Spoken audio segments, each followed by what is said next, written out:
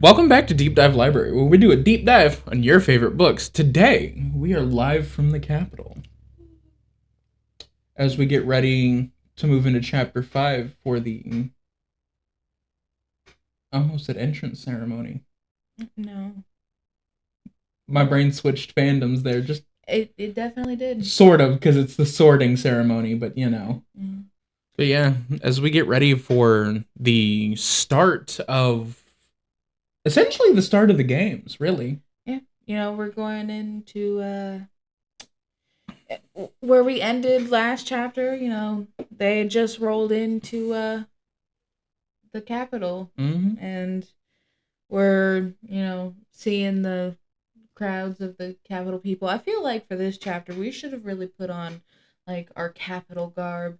Not that we own any, but we could have figured it out. What are we gonna do? Put on dress shirts and hair? Like, the only thing I can think of for doing that would be to just get some hair gel and just with my hair. Like, that's no. So just full on gun mode. You said, so what are we gonna do? And my brain went dress and drag and do that.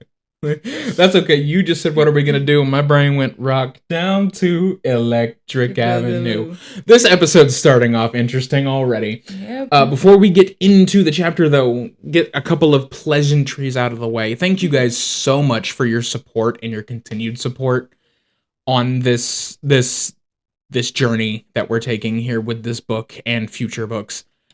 This has been a lot of fun for us, and we are hoping that you guys are enjoying this as much as we are. We know one of you out there, our biggest supporter. We see you. Yeah, we see you, dog. We see you. Thank you. But seriously, like, these videos are getting more views than honestly I expected them to.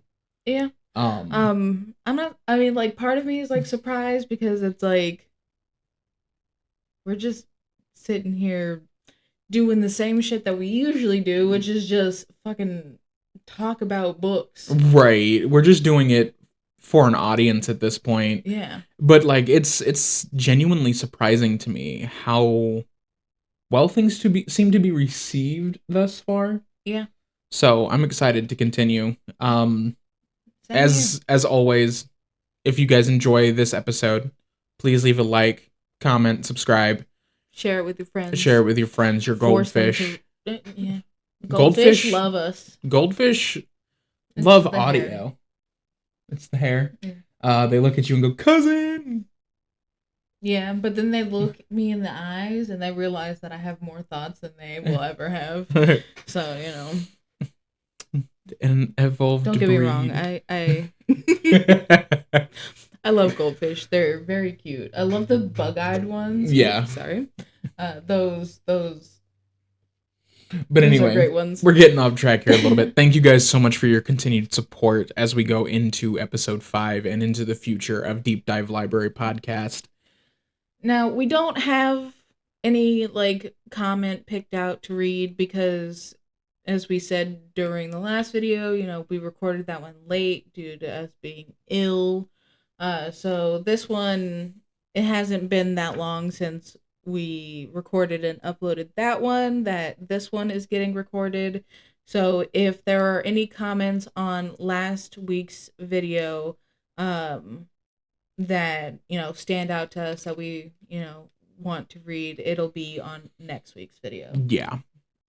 Because we're recording these relatively quickly behind each other.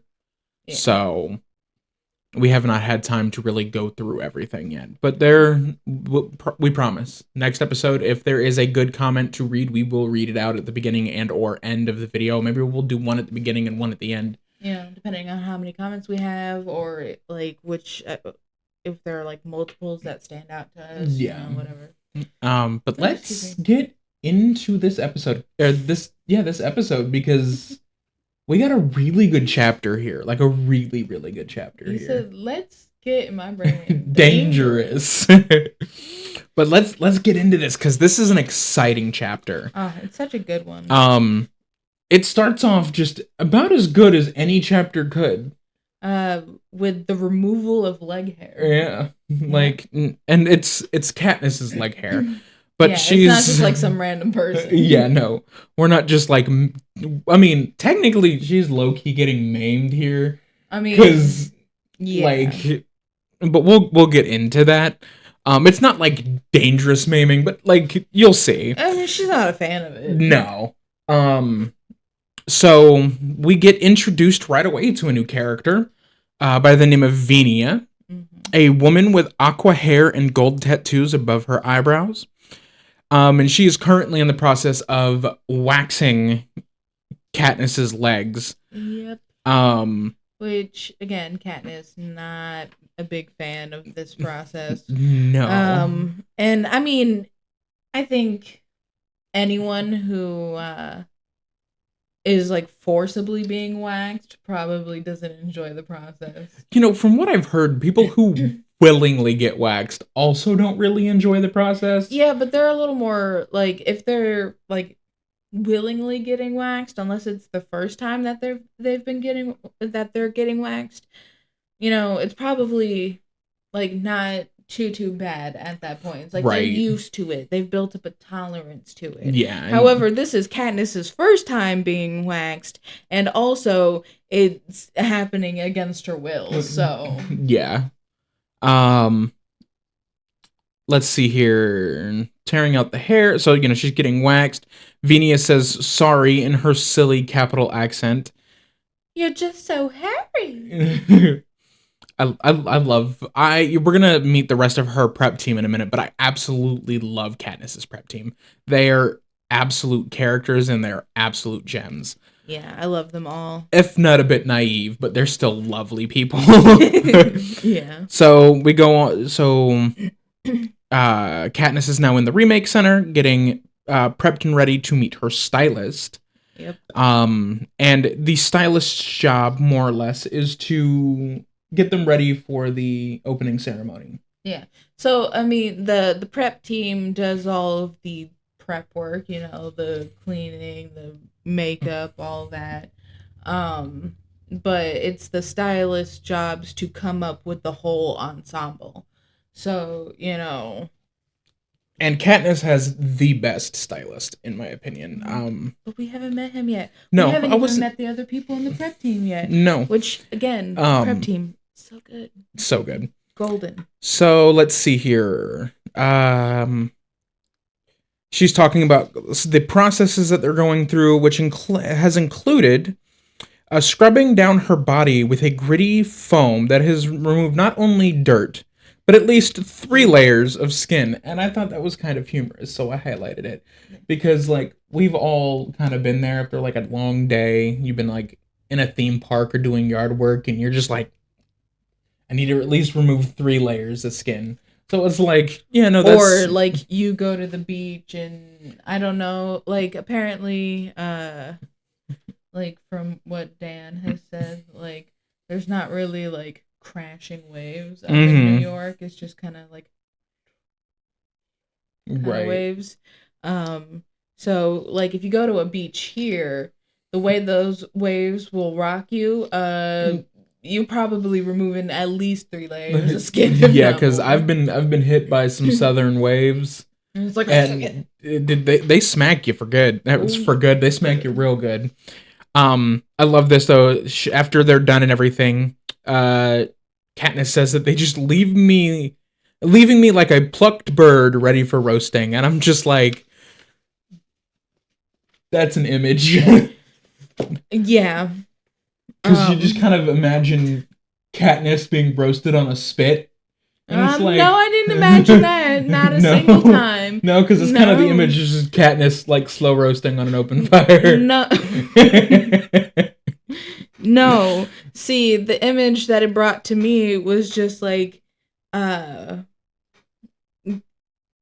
I picture Katniss to look in the books.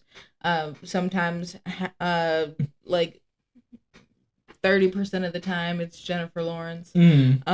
Just her head, and then like a naked bird. Just really, that's terrifying. Because I can see that in my head, and that's terrifying. Yeah, it's not pleasant, but I don't think she feels pleasant. Right. Let's see. So Katniss's skin is sore and tingling. But she's been keeping her deal with Hamish. You know, she's not complaining. She's not objecting to anything. Even though we all know that she most definitely wanted to, and I can't even blame would if given the opportunity.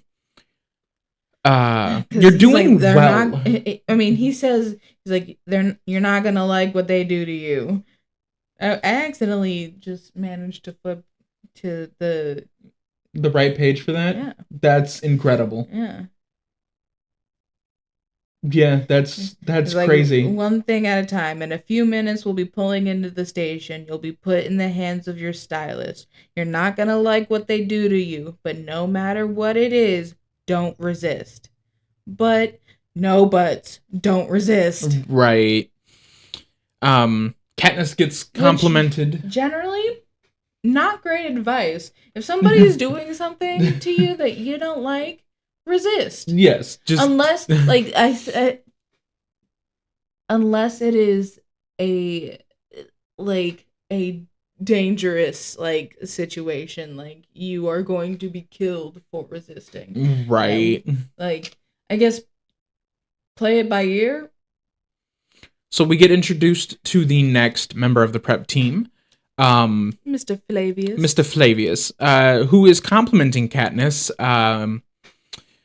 as he gives his orange corkscrew locks a shake and applies a fresh coat of purple lipstick to his mouth, which if I don't my hair had corkscrew locks and I had purple lipstick, I could be Flavius. Yeah, you could. That's actually kind of funny.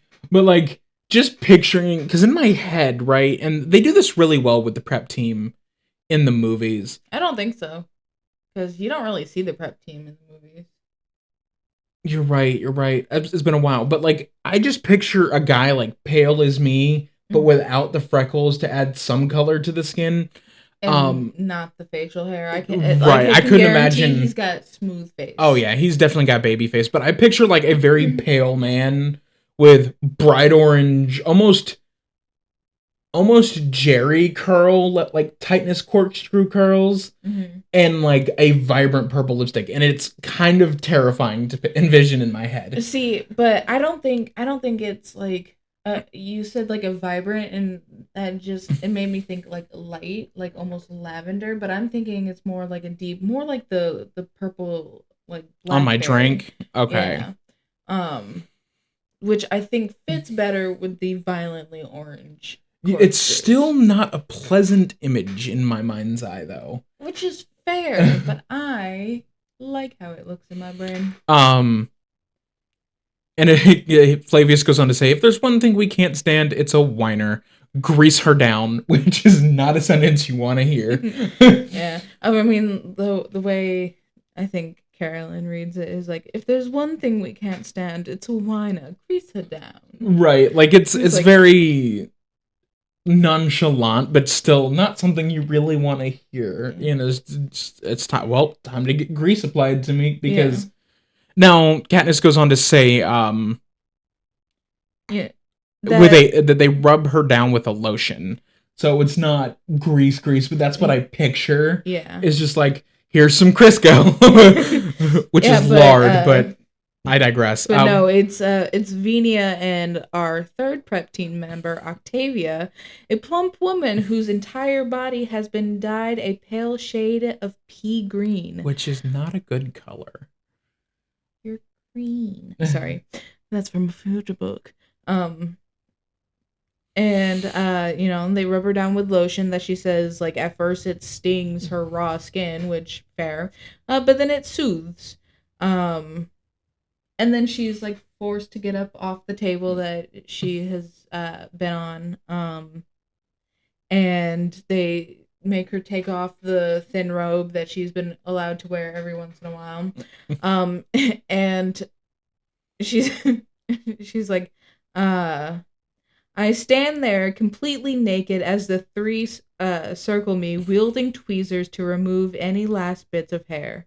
I know I should be embarrassed, but they're so unlike people that I'm no more self-conscious than if a trio of oddly colored birds were pecking around my feet. And I love that because we both highlighted that section. Also, the section, so immediately after that, they step back to admire their work, and Flavius goes, "Excellent, you almost look human." Which is, You almost look like a human being now. like, It's it's just like, damn, Flavius. And I wrote rude. Right, that's incredibly rude. But I love Katniss's response. She's like, I force my lips into a smile to show how grateful I am. Thank you, I say sweetly. We don't have much cause to look nice in District 12. Which just plays right into, like, Katniss plays them so well here. And she literally goes on to say, this wins them over. Of course you don't, you poor darling. Octavia clasped her hands together in distress for me. It's just like, all right. And then they just, like, they're trying to be nice. I know that, but it's coming off so backhanded. Yeah. Then Vinny is like, but don't worry. By the time Senna is through with you, you'll be absolutely gorgeous. We promise. And there goes the first name drop for our stylist. Yep. Senna. Which I did not know was spelled like that. I don't know why, because Did you think it was an S? No, I thought it was like S or CE. Like more like Senna. No, it's Senna. Right, but like E's can make I sounds on occasion. Sometimes. So that's how my brain auto corrected it. Yeah. This makes more sense. Yeah. Like it does grammatically, I guess works. Yeah. Flavia's being like, now that we've gotten rid of all the hair and filth, you're not horrible at all. Right. It's like they're trying to be so sweet and kind, and they're just being very, very backhanded complimentative here. Yeah, but they definitely don't realize that that's what they're doing. They think that they are being genuinely kind to her. Well, and it's like Katniss even goes on to say here, it's hard to hate my prep team. They're such total idiots, and yet in an odd way, I know they're sincerely trying to help. And it's Yeah, I mean, they really are. They definitely think, that they're being nice to her, even though they're saying like terrible things to her. Right. And so Katniss is like, well, maybe I should put my robe back on. And she's like, well, this Cinna, my stylist, will surely make me remove it, so I might as well just stand here in the nude until he shows up. Which, like, it's not like she's comfortable doing this. She just is like, there's no point in me putting this back on just to have to take it off the moment he walks in. Right. And her hair has been left in the braid that her mother put it in the day before. Yeah. And it was given express instruction, not express. What's the word I'm looking for? Isn't it like? Either way, the prep team is given like direct instruction to leave it alone, to leave it as is. And then while Katniss is thinking about her braid and her mom, she realizes that she left her mother's blue dress on the floor of her bedroom compartment. Yeah, she's like, my mother. I left her blue dress and shoes on the floor of my train car, never thinking about retrieving them, of trying to hold on to a piece of her, of home. Now I wish I had. And I highlighted that bit in my little bracketed way because I didn't feel like highlighting all of it. Even though I had no problem doing that over here. Right. I was back and forth between like the brackets and the full lines as well. So it just depends on what I felt like at the moment. And I highlighted that because, earlier, she had talked about like her like distrust of her mom, of her pulling away from her. and all of that. But, here, shows once again that she does love her mom, even though like she's got issues with her with what happened. She does very much still love her mother. Right. So we get introduced to Cinna here, and I love Cinna. Cinna is I don't know. All right. I love Cinna though. Cinna is a great character. And he's such a nice, and we'll see this as the story progresses, but he's such a nice counterbalance to Katniss and her nerves, but he's very calm, cool, and collected, and it's great. Yeah, I do very much feel like Lenny Kravitz was a great choice to play him in the movie. 100%. There wasn't like, I can't say that for every single character, it was perfect casting for like how I like pictured these characters for so many years. And how like I feel like they portrayed the characters. Not all of them were spot on, but there were none of them were terrible though. I can say none of them were terrible, but there were a few of them that even if they didn't quite look the part, they definitely played the part. So like even if like the looks didn't quite match up for like the book descriptions, like Haymitch doesn't have blonde hair. No. But in the movie he does. Yeah, but Woody Harrelson does an absolutely phenomenal job of playing this character.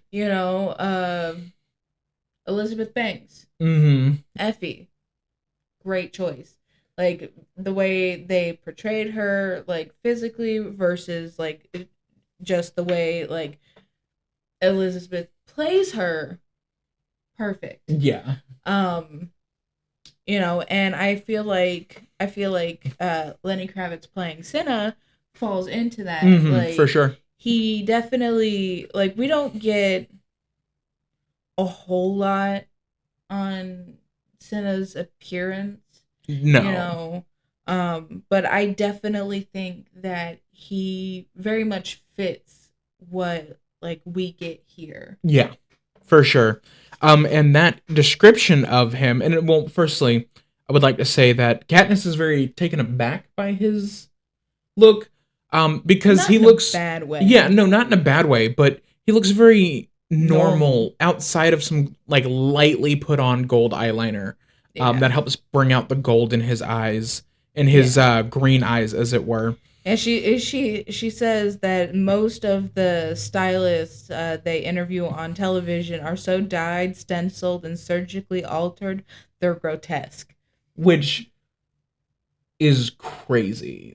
Like, I'm not surprised. But that also makes me think of a certain character that we won't meet for quite a while, but it makes me think of somebody. I kind of wonder who you're talking about.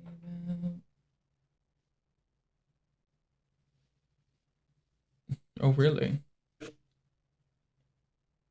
No. Oh. A certain cousin. Yes. Okay. For those of you who have read everything, you'll know who I'm talking about. For those of you who haven't, we'll get there. To find out when we get there. We have to say we'll get there. But yeah, so Cinna is described as having close cropped hair that appears to be its natural shade of brown. He is wearing a simple black shirt and pants. The only concession to self-alteration seems to be, again, the metallic gold eyeliner that has been applied with a light hand.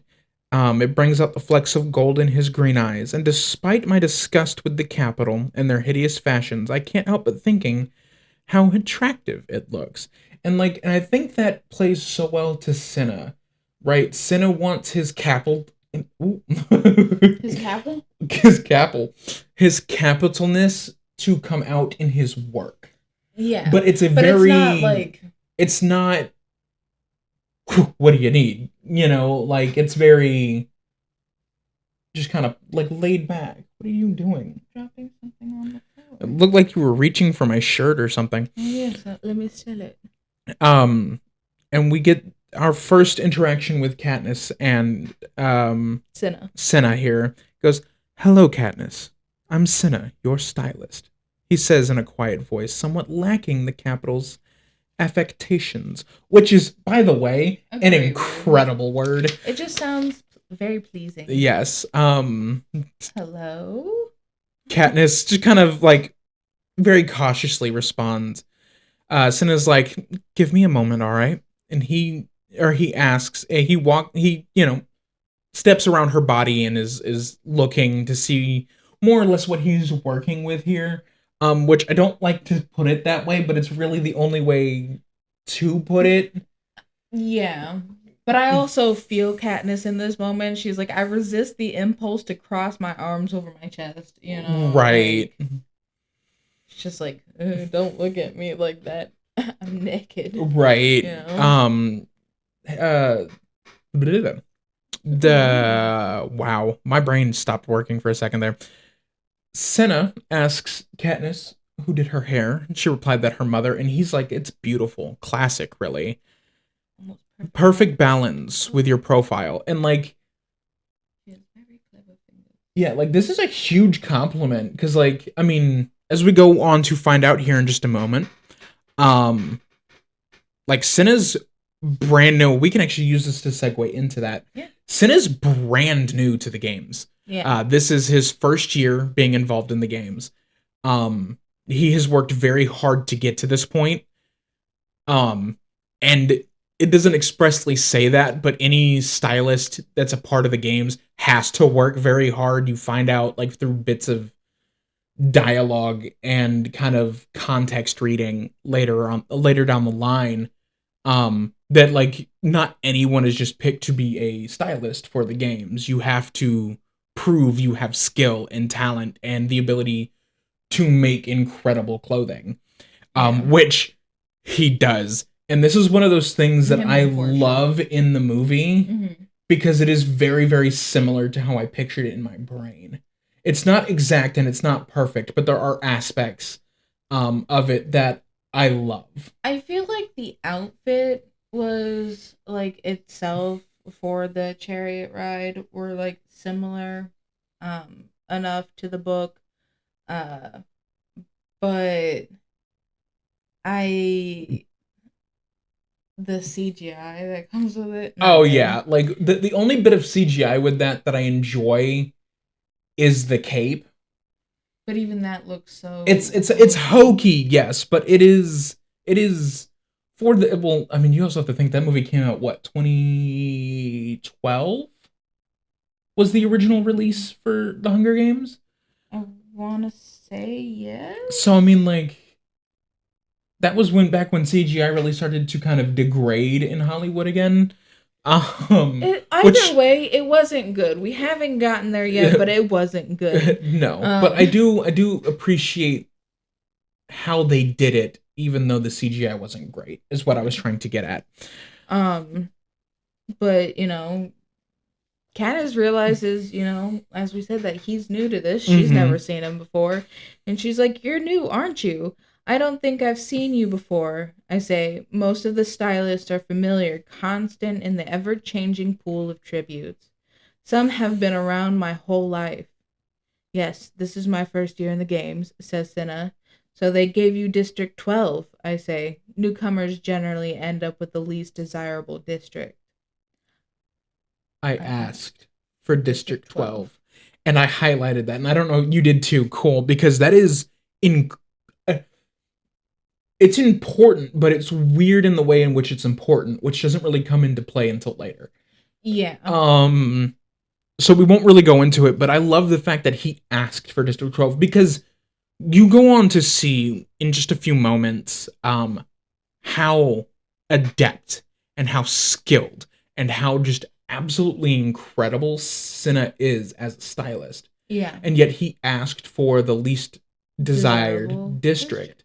And I think that one really speaks to his character as a person, like to his character traits. I think it really speaks to that. But it also in a way almost makes me seem like he definitely didn't want some of those other districts. Because he could have realistically had like a career district. A career district like that. Because most of the career districts are probably like significantly older stylists. So therefore, they're probably not as skilled as they weren't once were because they're not as young as they once were. I actually feel like it would be not that. I think the career districts would have like like the stylists, like they would get to a certain age and then they would definitely just be booted out, because it's like we want, these are our career districts, you know, these are the ones that we need to look the best constantly. That's And I fair. That's think fair. once your mind starts to go, they'd be like, all right, get out. Mm-hmm. They don't want any more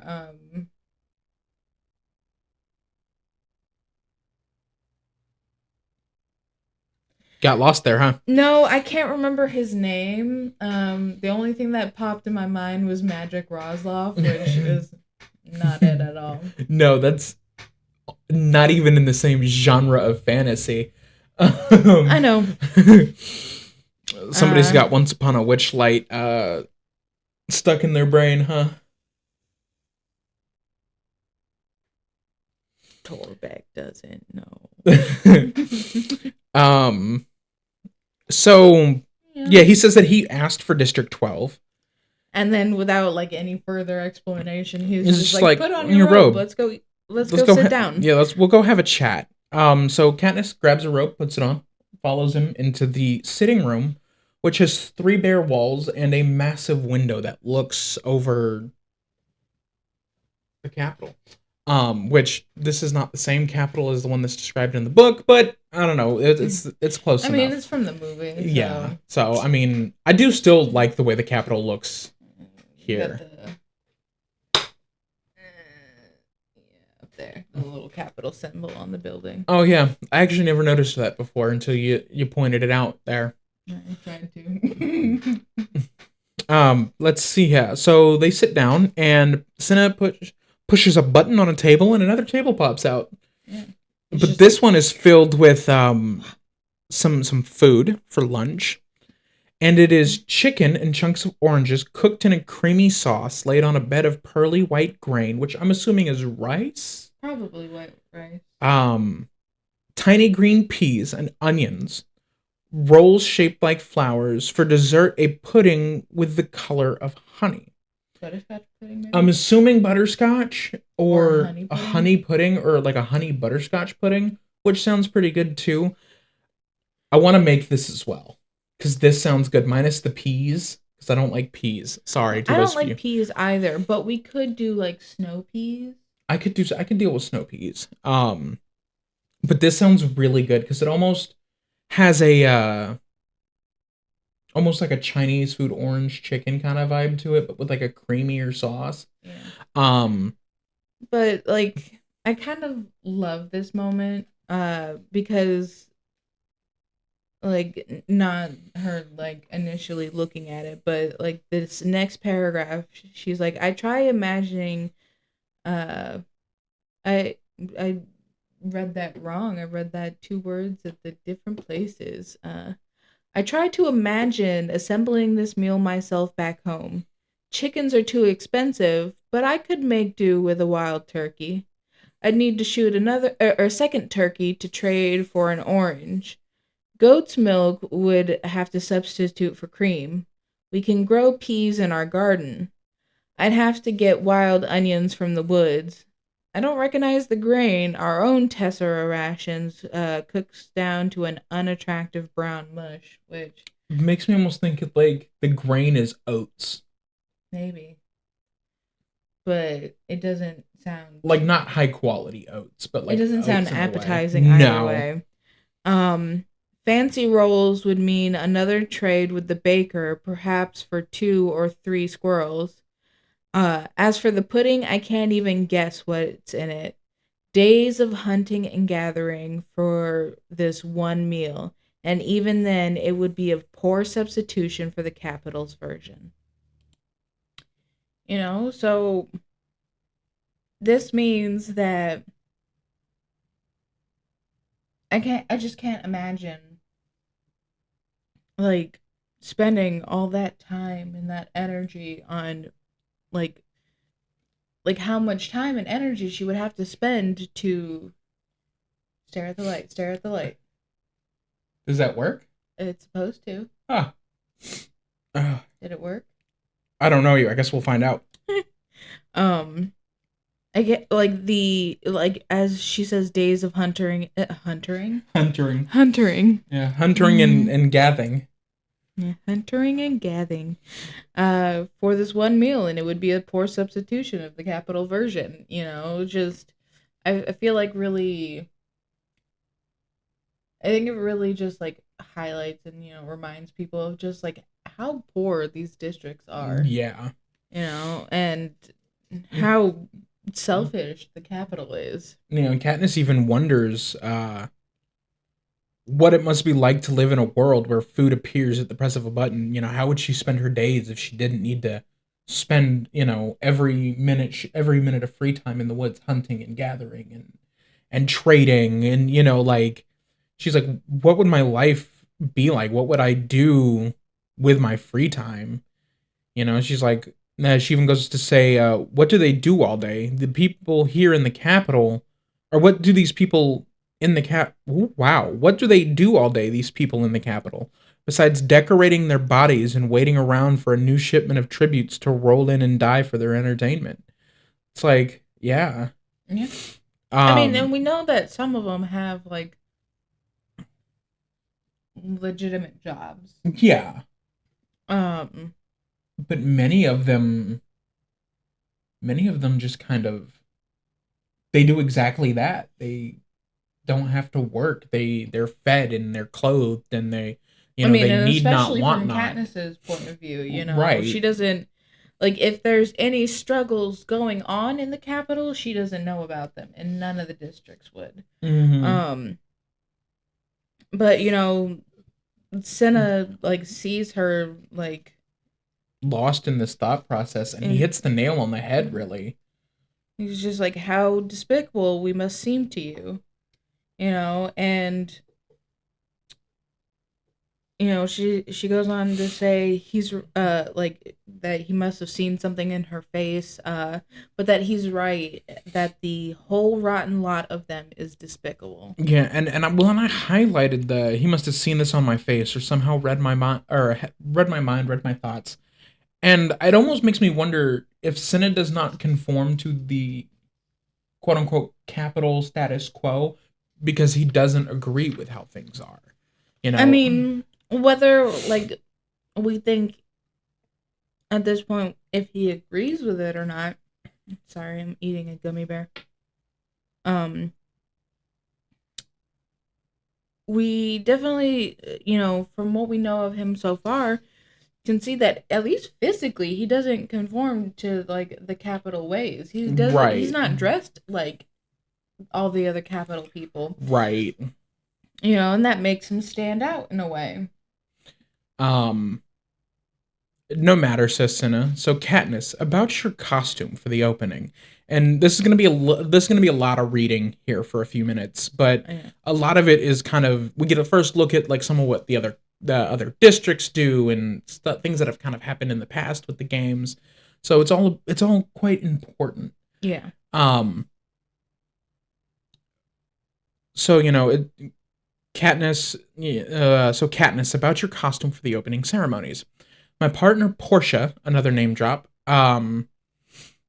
is the stylist for your fellow tribute Peta. So, and I honestly wonder, partner in which way? Like, are they like together, like in a relationship kind of partner, or like just like a work partner, like right? Because we will go on to see just like with the little interaction that we get and stuff between Senna and Portia, and the little stuff that we know, they are close. So it's like, are they in a relationship or are they just like good friends? Right. And it really could lean in either way. Yeah. Because we never get any like confirmation. No. But it is customary that for the games, for the opening ceremonies, that the costumes reflect and I love how Cinna puts it, the flavor of the district. So whatever the main, what the export is, what the district is known for. Um, they're supposed to wear something that suggests their district principal industry. So for District 11, we've got agriculture. For District 4, we've got fishing. For 3, it's factories. And that means, District 12, with being the coal miners, that, she's like, Peta and I will be in some soul. This is just a great episode for the speaking, isn't it? It really is. Peta and I will be in some kind of coal miner's getup. Since the baggy miner's jumpsuits are not particularly becoming, our tributes usually end up in skimpy outfits and hats with headlamps. One year, our tributes were stark naked and covered in black powder to represent coal dust. It's always dreadful and does nothing to win favor with the crowd, so I prepare myself for the worst, which is fair. And Katniss says Katniss is like, so let me guess, it's gonna be a coal miner's outfit, won't it? Like, I'm hoping it won't be indecent, and I highlighted this in the blue, like a little bit more of the important stuff I highlighted in the blue. And Cinna's like, not exactly, you see. Portia and I think that the coal miner thing is very overdone. No one will remember you in that. We both see that it's our job to make District 12 tributes unforgettable.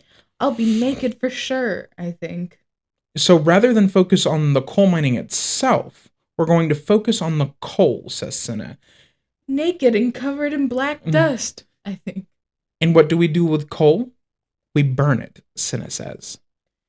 You're not afraid of fire, are you, Katniss? He sees my expression and grins, and I love this little moment because Cinna's like, yeah, you just wait till you see what I got in store for you, kiddo. Like, it's like, I can almost imagine hearing Lenny saying that, like, in his head, like, because when I 100% when I think of Cinna, I think of Lenny Kravitz. There is no. Excuse me. I didn't at first, but when I first read the book, the movies were not out. Right. And I got into the Hunger Games a little bit later than you. So only like 6 or 7 years later, but Anyway. Excuse me, like when did you first read the first one? Like 4 years ago? God no. I've read the first book for the first time in and around 2019-ish. So I'm understating on time, but I digress. Anyway, it's closer to like 8 or 9 years. A few hours later, Katniss is dressed in and she's probably happy about that, finally getting to have clothing. Which fair. And she's like, a few hours later, I am dressed in what will either be the most sensational, which I highlighted most sensational, or the deadliest costume in the opening ceremonies, which I think is just funny. Costume? No, I didn't. But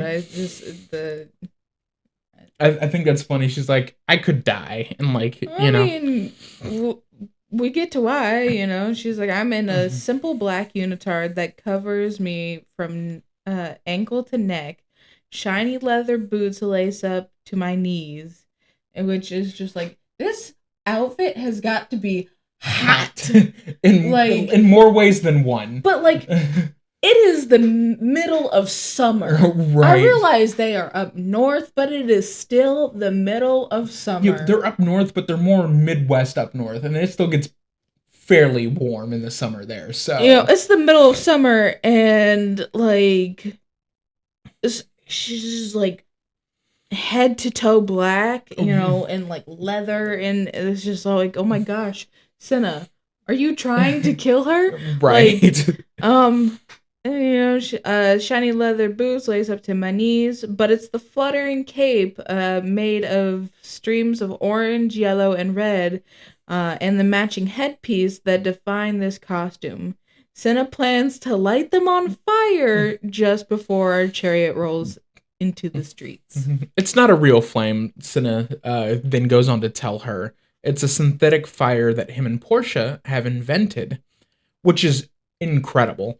Like, to be able to invent something like that, and it still look real, you know? Yeah. Not like it did in the movie, though. It didn't look real at all. He's like, you'll be safe. And Katniss isn't convinced, though. I don't know if he's convinced either. Right, like, because I think of a he's line over here, like, just like crossing his fingers and really hoping and praying that everything turns out all right. Right. But well, because like Cinna even goes on to say, "Oh, like along the lines of like, thank God it worked." Yeah, you know, but he wasn't sure. I do love like Katniss's response to the "You'll be perfectly safe." And she's like, "But I'm not convinced I won't be perfectly barbecued by the time we reach the city center." Right, which is just hilarious. Just, nice little slow roast. I mean, what she says that it's. That the chariot ride is going to be 20 minutes. Yeah. So, I feel like this is a pretty quick roast. Because if your slow roast only takes 20 minutes, you're not cooking shit. If your slow roast takes 20 minutes, you can turn the heat up too damn high. Yeah, it's not a slow roast, that's what I'm saying. Right. I just had to reword it because it sounded funny in my head and I wanted to say it. That's fair. So Katniss is relatively void of makeup, just a bit of highlighting here and there. Her hair has been brushed out and braided down her back in her usual style.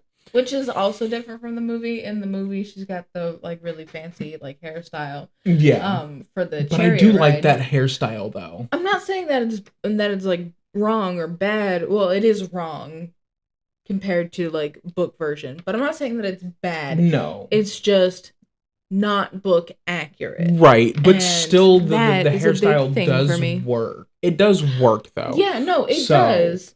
But it's one of those. It's one do of those. Do they even have?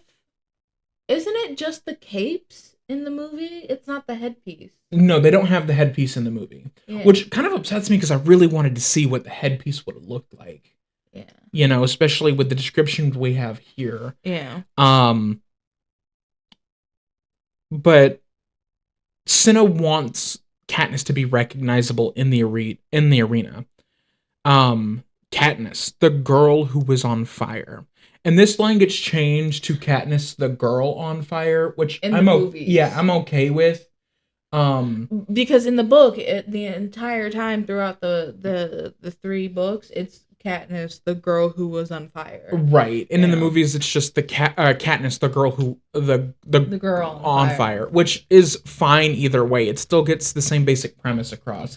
So I wonder why they cut it down that way. Maybe because the girl on fire rolls off the tongue better than the girl who was on fire. Yeah, and that's what I'm presuming. And it could be a wrong presumption, but I think it's probably because it rolls better for a cinematic portrayal. Probably. But this line here is the most important line in the entire freaking franchise. Yes, because no matter how you say it, it's absolutely hilarious. Like when you get the Katniss's thought here. I know you weren't talking about this next line, but I looked down and I saw it, and it's just like it crossed. Oh yeah, it crosses my mind that Cinna's calm and normal demeanor masks a complete madman. Yeah, which he is, but in such a great way. Oh yeah. But we love Cinna. Yeah. We stand Cinna.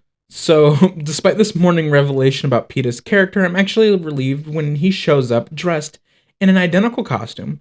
He should know about fire, he's a baker's son and all, which is just hilarious to me. Like, just because he's a baker's son doesn't mean he knows about fire. I mean, he's a baker himself. Like, yes, he does. But just because he's a baker's son doesn't mean he should know about it. I think it does, especially when you look at the world that they're in. I mean, yeah, that's fair. Like, he wasn't just like, it's not just like his parents were bakers and then it was like, you can go on and do whatever the hell you want. No, him or one of his brothers were definitely being raised to take over the business later. Right. But Katniss goes on to notice that his stylist, Portia, and her team accompany him. And yeah. So, why give Katniss the male stylist and Peta the female stylist, knowing that they're going to be stripped down completely naked? Like, is it the Capitol's way of just making them uncomfortable that much more? I mean, like, It could have I'm been. assuming that much like Katniss, she kind of gets used to the prep team in Senna, or much like Peta, Katniss gets used to the prep team in Senna seeing her in that state. She's still not thrilled about it, but she's used to it. Yeah. So, like, the awkwardness of it disappears over time. But it always made me wonder why they did that. I don't know. There's a line from the second book. Ooh, spoilers. That you saying that just made me think of Katniss says that when it comes to her body, there is no secrets between her and the prep team. Right. Which is terrifying. But, it's a dystopian world. So it also could have been that Senna and Portia asked to be the stylist, or like, we want to be the stylist for District 12, and neither of them knew like which way that they were going to go, whether they like which tribute that they chose to be the specific stylist for.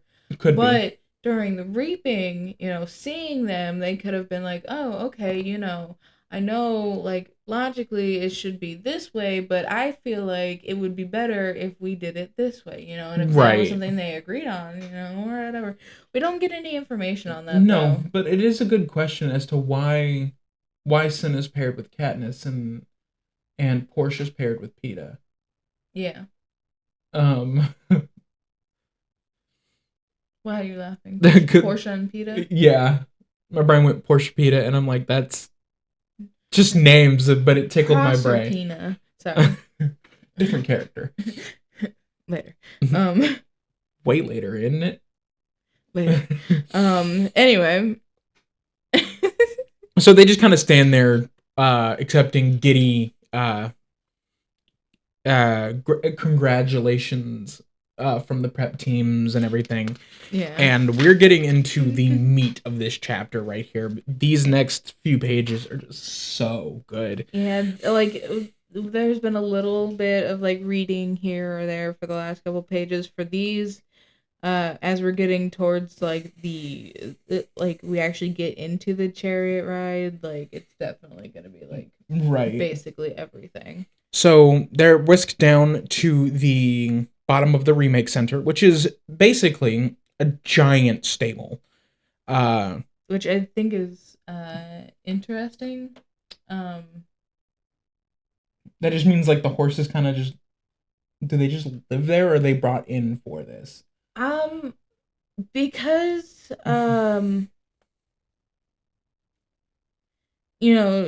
she goes on, to talk about like how there are 4 horses for each of the tributes carriages to be pulled, and the animals are so well trained, no one needs to guide their reins.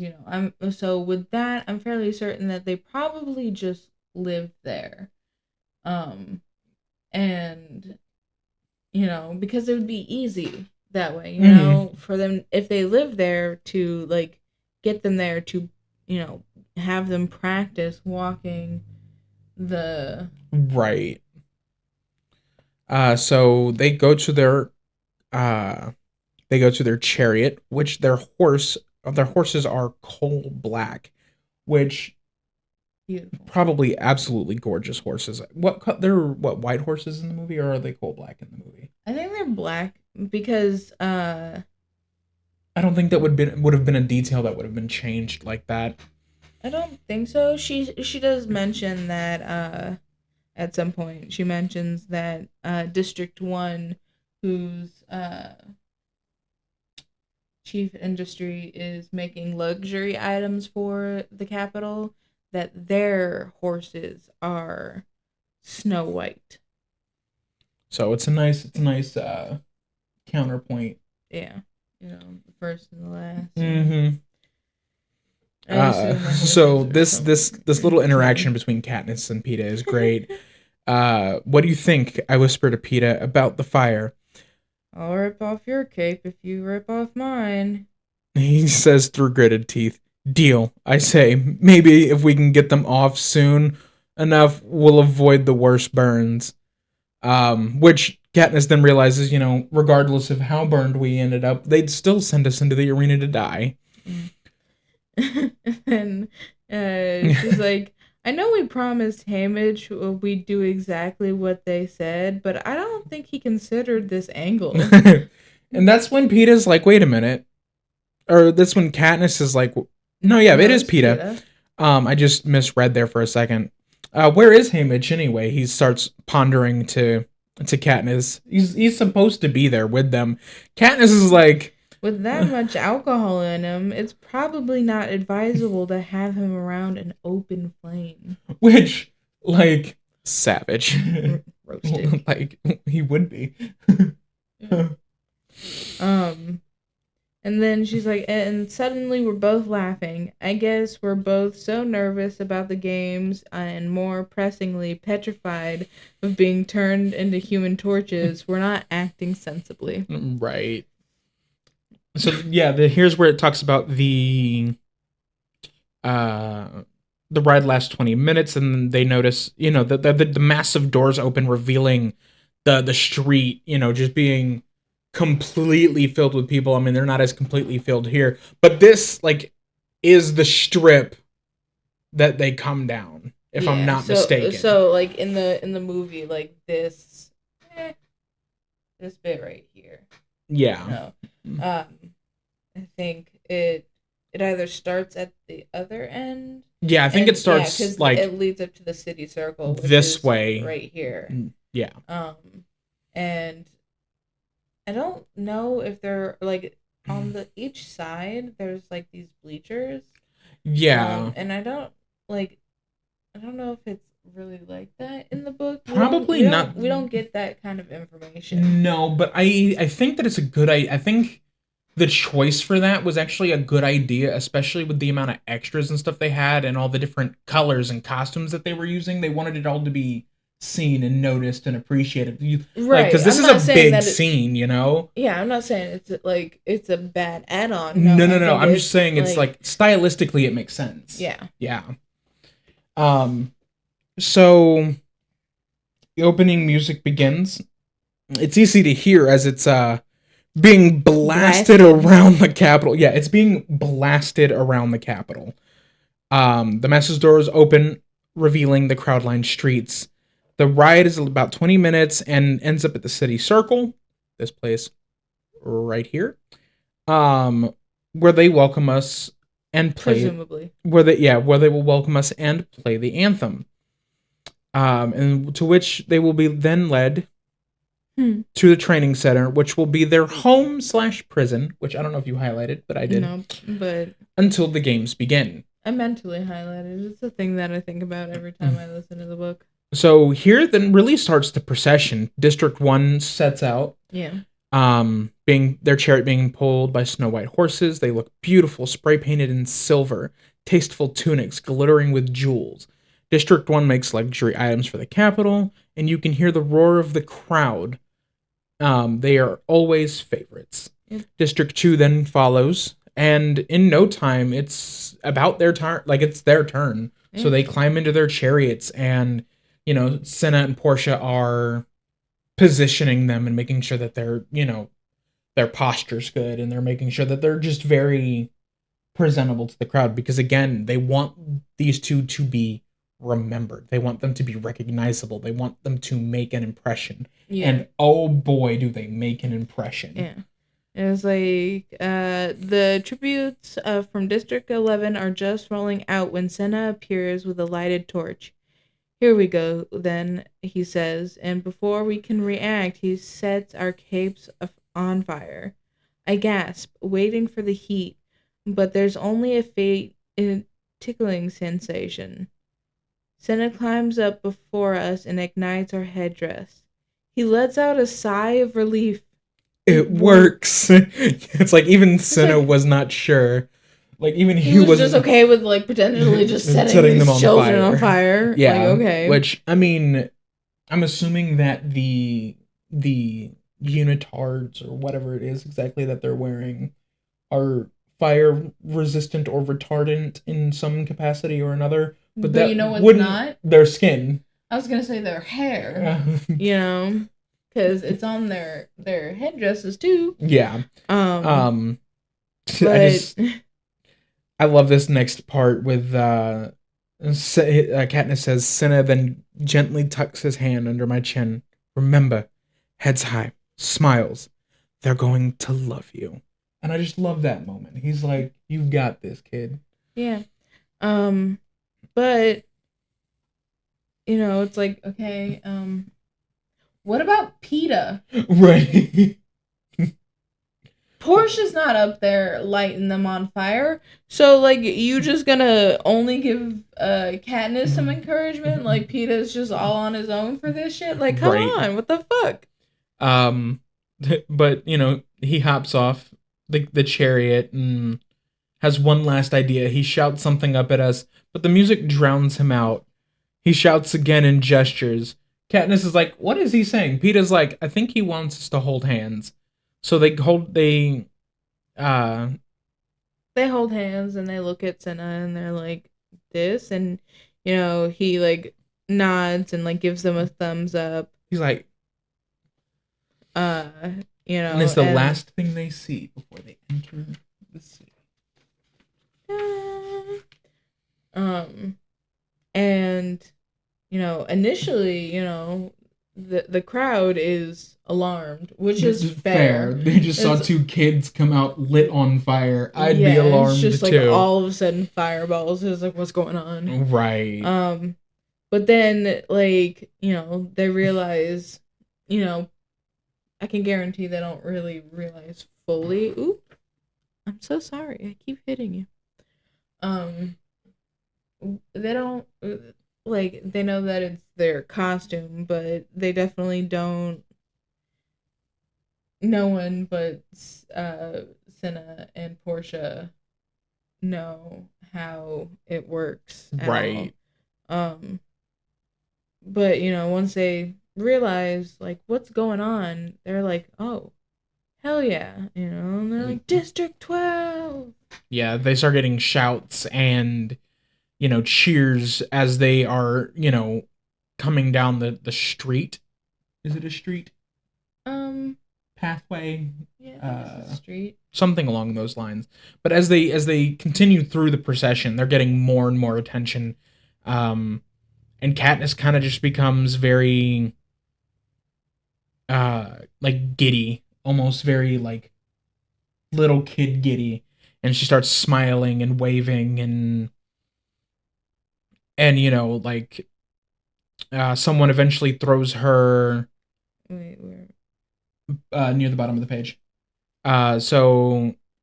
Before I get there, for the first time Katniss has this like sensation in her chest. She's like, wait a minute, maybe I can do this. And it's like, yeah, girl, you got this. Go on. Go throw up. Great movie. Love that movie. Someone then throws her a rose. They're like, meh. I mean, probably a little more, you know, loving than that. Because the Capitol people are low-key bougie. It's not even low-key. Oh no, they're just absolutely. But Katniss catches it and gives it a delicate sniff and then blows a kiss back in the general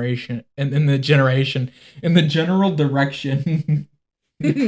Generation. To which 100 hands reach up to catch her kiss. Now, is it like 100 individual hands or is it like 50 people? Like, it's not really explicitly stated. Probably 100 like individual hands. Yeah. Well, even if it's 50 people, unless their hands are connected, it's still individual hands. Well, you know what I meant. Yeah, I know what you meant, You just but felt like connecting, correcting me anyway. Man, this episode is great for the word flubs. yeah, we're doing so Um, great. You know, and then the crowd's like, Katniss, Katniss. You know, and she can now, hear her name from everywhere, and which she's has got to be like equal parts weird, exhilarating and terrifying. right? Um, Katniss realizes as like they're not quite, they're just about to the city circle, and Katniss realizes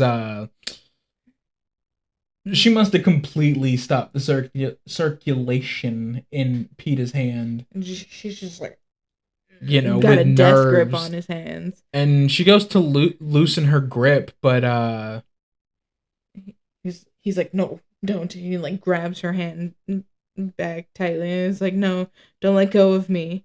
Uh, he says, the firelight flickers off his blue eyes. Please, I might fall out of this thing. like, so it's nice to see that even though Peta is playing the part just as much as Katniss, he's terrified. Oh Like yeah. genuinely, well, just unnerved and nervous and anticipatory and all those other good, adjectival words.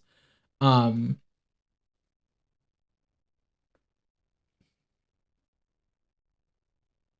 yeah, Mm-hmm. looked like you were going to talk all kinds of crap, but you decided not to.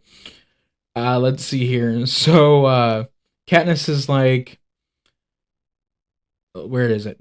I mean, she's like, okay. I was And wondering why Senna had linked them together. They're she's like, we're not really a team. We're gonna be put in the arena to kill each other. And I'm just thinking, well, um, not well. That is what they're put in the arena to do. They're definitely like, no matter how things end up playing out once they're in the arena, they're definitely put in there to kill each other. yes, but Peeta Yeah. never would have killed Katniss. But she doesn't know that. No, And not as yet. of this point, neither do we. We are allowed to make reference to later. Yes, but what I'm saying is, in terms of what we have here, what we Yeah, know about Peta is we don't know that he wouldn't like try to kill her. That's not something that we find out until later. right.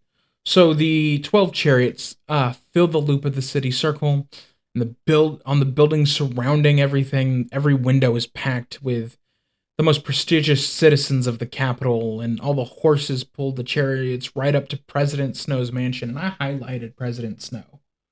I see you actually don't have a whole lot highlighted. I mean, you don't have anything highlighted on these 2 pages, which is kind of interesting. But I highlighted President Snow because this is the first mention. I believe this is the first mention of President Snow, at least by name. Yeah, it is the first mention. I think he's mentioned as like the president of Panem, but like the first mention of President Snow and who President Snow is. This is the first moment we see him, and that's why I like this being the city center, the city circle. Sorry, feels a little weird to me because this does not look like a mansion. Yeah, at all. I could see it being maybe a government building. Yeah. And which again would be fine if it led up to a government like the head government building or whatever. Mm-hmm. I can kind of see that as well being an option. But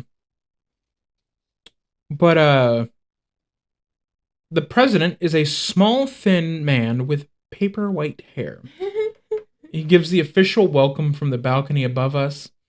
It is traditional to cut away to the faces of all the tributes during the speech, but I can see on the screen that we're getting way more than our share of airtime. So, like, they've captured everybody. Like, the cameras are like, nope, we're not.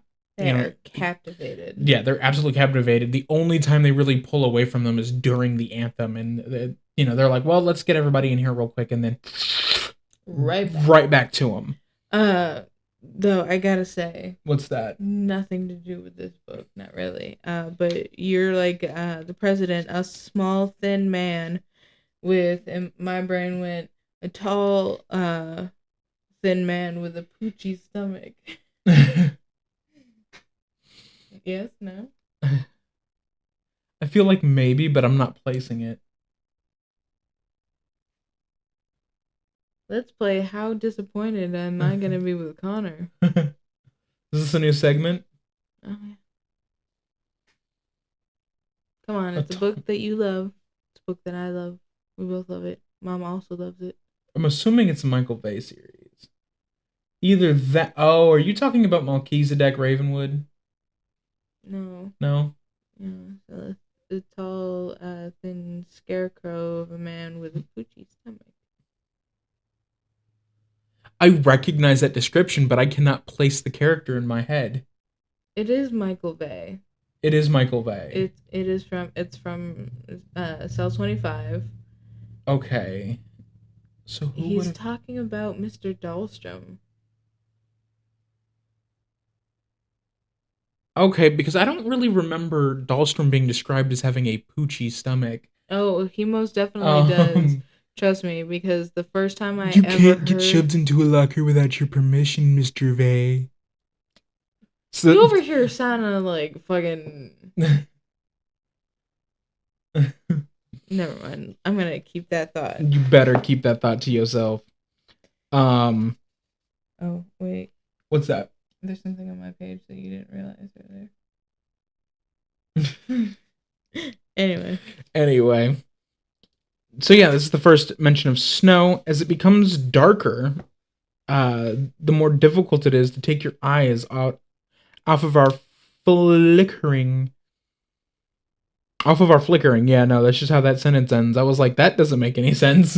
But yeah, it does make sense. It does. But like it's interesting though, like, because yes, they're outside, and it's getting darker. Mm-hmm. But you have to think that like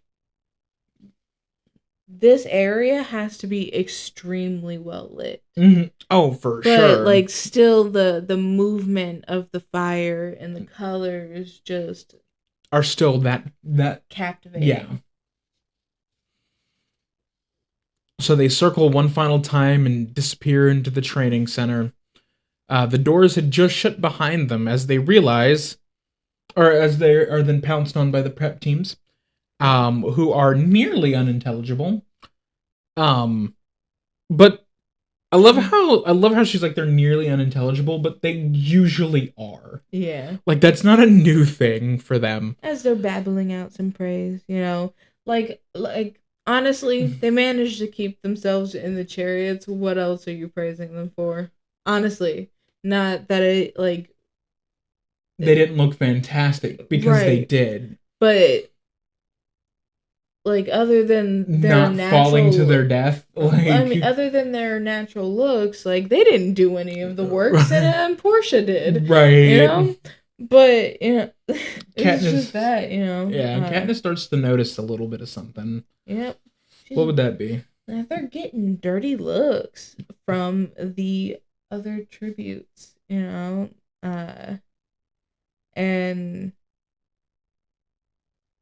she's just like, "Ooh, all right then." We've literally outdone them all. Outshone, outdone. And then Cinna and Portia are there, helping us down from the chariots, carefully removing our flaming capes and headdresses. If it's not harmful, why are we being careful? Like, other than to not ruin anything, and then it's like... that could be it, to preserve it, because it would go into their, like, what's the word I'm looking for? Had you not... You guys know what word I'm talking. Like, when you have like a list of music or art, it goes into like portfolio. A portfolio. Thank you. Yeah, and then like, Portia extinguishes them with some kind of spray from a canister. You mean like a fire extinguisher? Well, when you think about it, fire extinguishers probably aren't all that common in District 12. The thing is, when like things tend to light fire, they just kind of get the water. Right. I'm not saying that like she Or should. she mentions her father getting eviscerated again. Whatever happens. Katniss talking about her dad dying is like Katara Katara talking about her mom. My mother used to breathe. Katniss over here like, my dad did too. And they're both badass women. So, like, they could get along in that aspect. I was confused for a second. I was like, Katniss's dad is not a woman. Anyway. So, yeah, they're getting real dirty looks. She realizes that she is still glued to Peta and she forces her stiff fingers open. They both end up having to massage their hands. Like, that's how tight they're gripping each other. And they were gripping each other. Not only was it extremely tight that they were doing this, but it was for 20 minutes. Yeah, like, I'm surprised their hands aren't, like, numb or asleep or blue. Spat on you. Or like permanently fused. Right. Gotta get it. Peta goes on to say, thank you for holding me steady. I was getting quite shaky. And Katniss is like, well, you didn't show it. Yeah. And then he's like, I'm sure they didn't notice anything but you. You should wear flames more often, he says. They suit you. And then he gives me a smile that seems so genuinely sweet, with just the right touch of shyness that an unexpected warmth rushes through me. Yeah, I love that little moment. And I love this little moment here too, but like I hate why she does it. Yeah.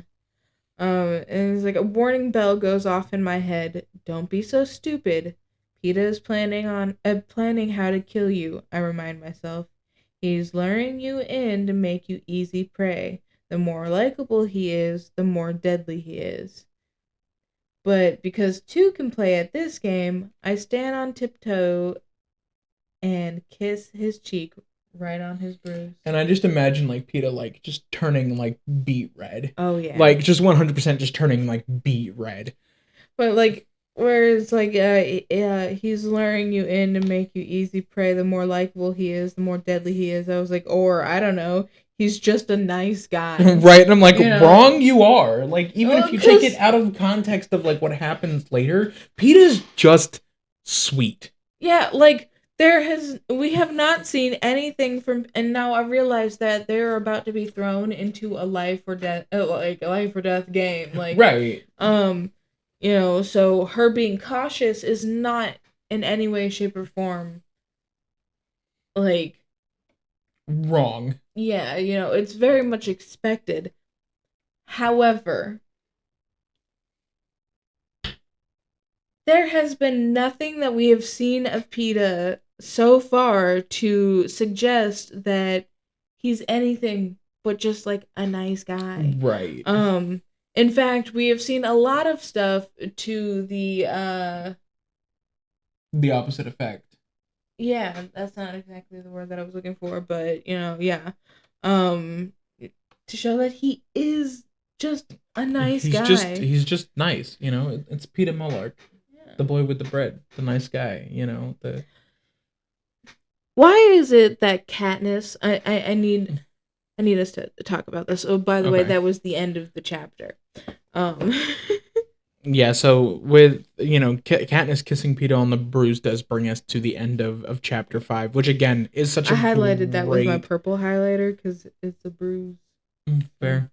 I was like, perfect. Incredible chapter. I love this chapter so much. We get a lot of world building and we get a lot of information. Like, it's a very big...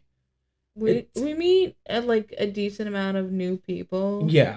It's also very like info dumpy in a way because you get a lot of information, but it's all important information. Yeah.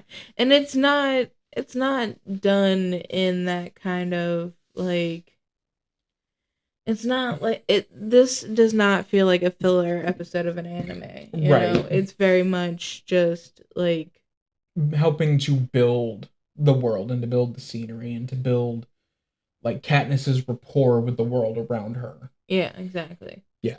So what's your question? Why the hell is Katniss the girl who is on fire, but Peta is not the boy who is on fire. Explain that to me, Suzanne. I'm talking directly to you this time. You know, why? Why is it like that? Because it doesn't make any sense to me. They are literally wearing the same outfit. Right. So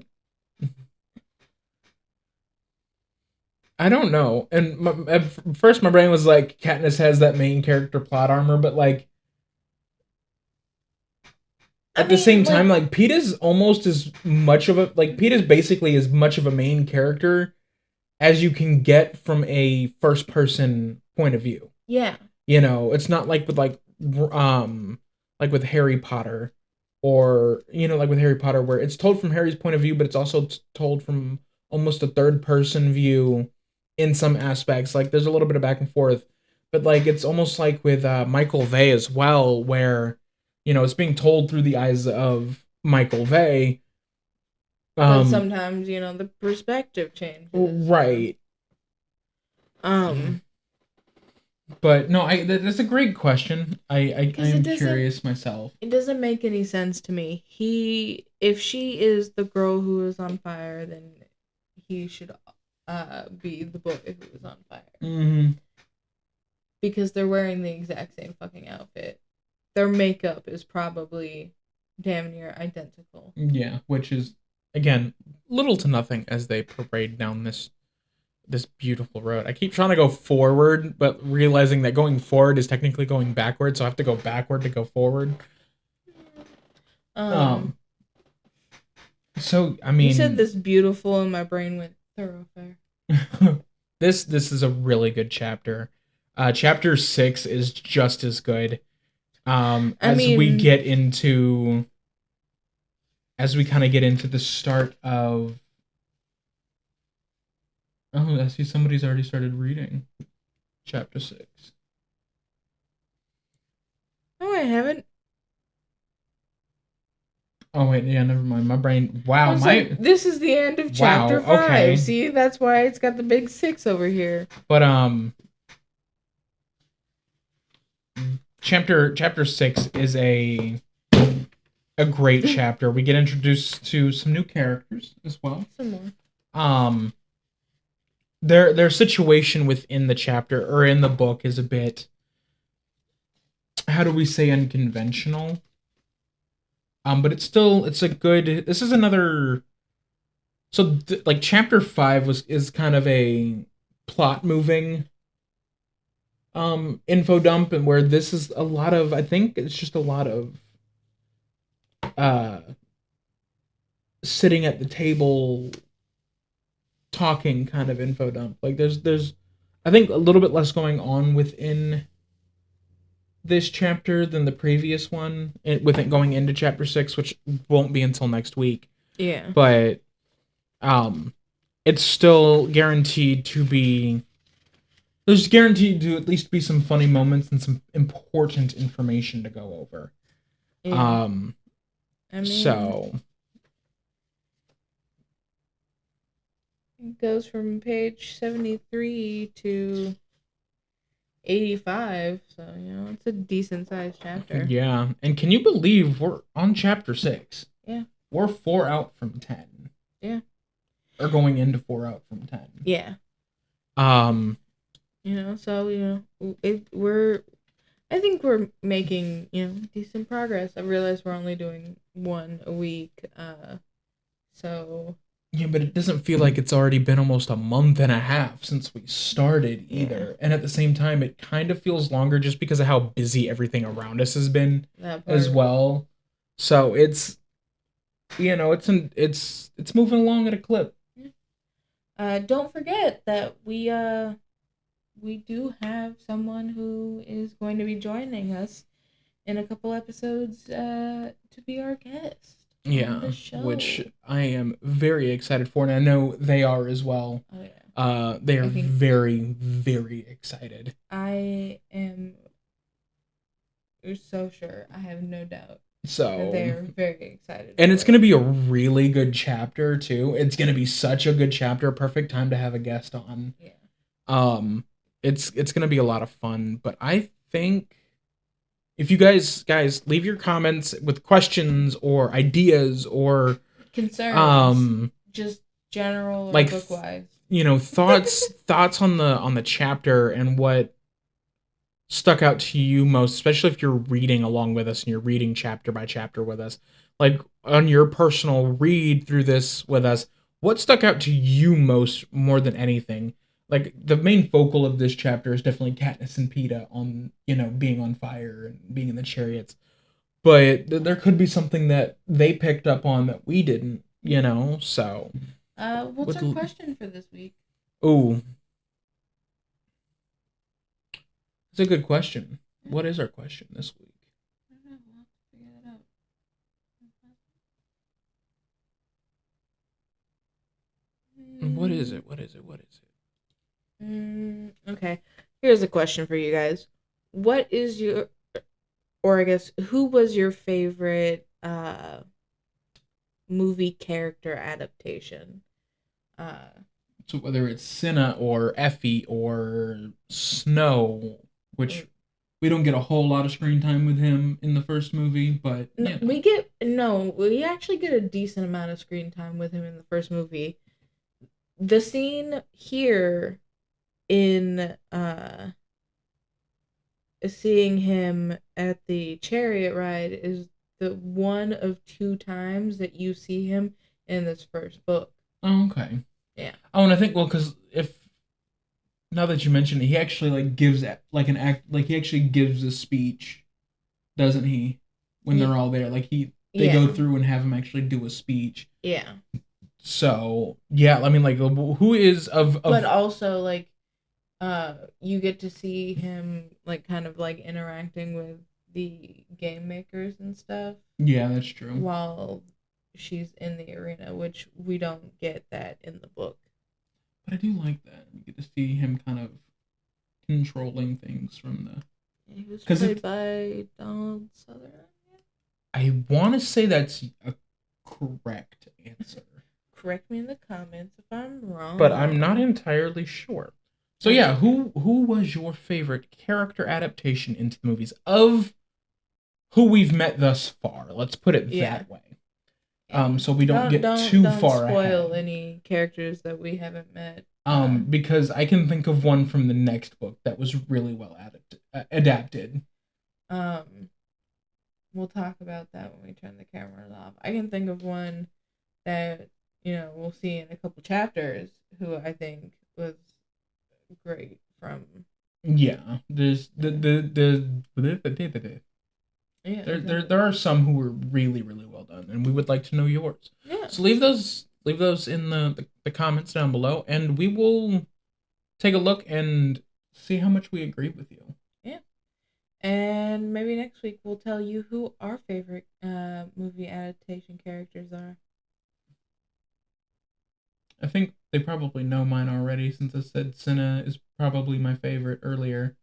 But I didn't say anything, so you can at least find out mine next week. Yeah. If I remember. Good point. So, as always, please remember to renew your books on the way out of the library, and we will see you right here next week on Deep Dive Library. Bye. Bye.